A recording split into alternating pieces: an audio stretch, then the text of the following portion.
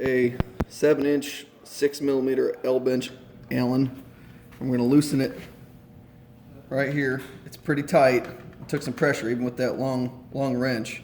By loosening that bolt right there, I can then pivot this to the position you want and then tighten it back up.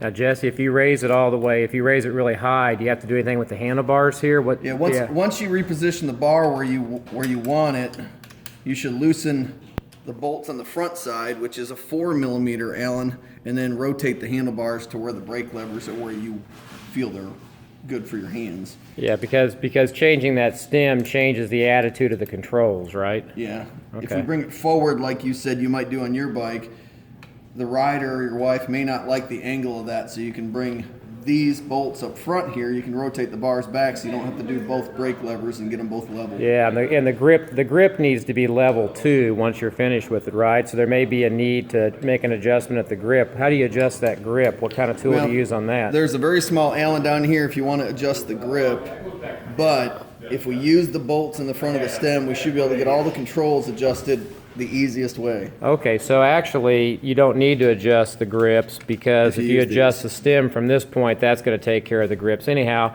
But if they wanted to tweak them, that's how you would do it, right? Absolutely. Okay. Now, when you tighten this back up, there is some teething or some knurling in there. It's got to line up, so you want to kind of snug it down. Got to find the spot a little bit. Find the spot, make sure it's in the right spot before you really cinch it down. Otherwise, it may slip.